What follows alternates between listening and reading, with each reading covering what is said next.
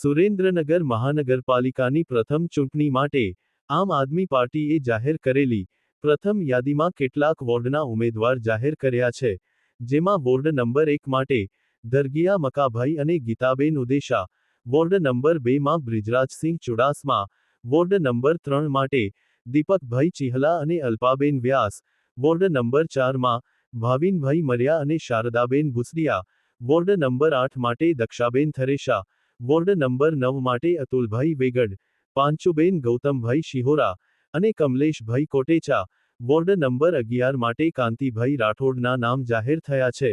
બીજી યાદી પણ ટૂંક સમયમાં જાહેર થશે તેમ મનાય છે. સ્થાનિક સ્વરાજ્યની ચૂંટણી માટેના ઉમેદવારો જાહેર કરવા અંગે આમ આદમી પાર્ટીના પ્રદેશ પ્રમુખ ઈશુનદાનભાઈ ગઢવીએ જણાવ્યું કે ગુજરાતમાં આમ આદમી માટે આજે સોનાનો સૂરજ ઉગ્યો છે. આમ લોકો માટે આજે સોનાનો સૂરજ ઉગ્યો છે. આજે આમ આદમી પાર્ટીએ નેતાઓના દીકરાઓને નહીં પરંતુ આમ જનતાને ટિકિટ આપીને તાલુકા, જિલ્લા, નગરપાલિકા, મહાનગરપાલિકાને ઉમેદવારી માટે ટિકિટ આપીને આજે એક નવી રાજનીતિની શરૂઆત કરી છે.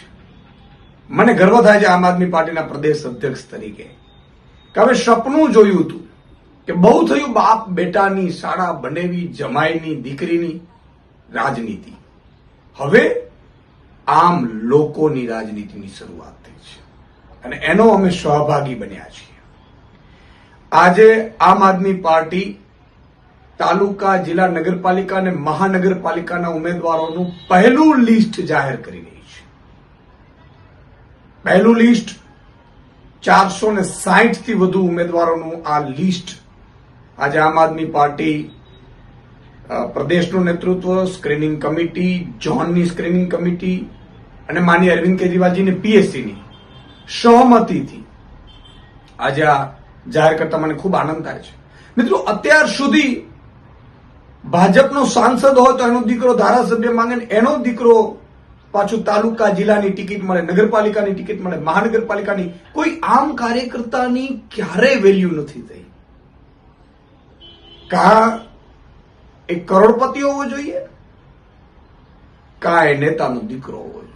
આ બે લાયકાત ગુજરાતમાં ચૂંટણી લડવા માટેની હતી, પરંતુ આમ આદમી પાર્ટી આને આજે વિખેરી રહી છે. આમ લોકો માટે, આમ જનતા માટે, આમ આદમી માટે આજે સોનાનો સૂરજ ગુજરાતમાં ઉગ્યો છે. 460 જેટલા ઉમેદવારો જે સામાજિક રીતે સક્રિય છે, જે લોકો આમ આદમી છે, આમ લોકો છે, એને ટિકિટ આપીને આમ આદમી પાર્ટીએ નવો ચીલો ચાતર્યો છે.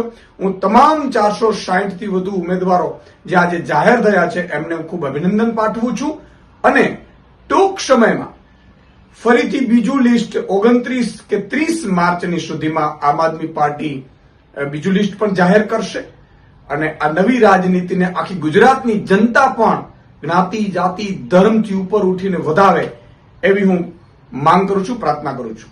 જય જવાન, જય કિસાન.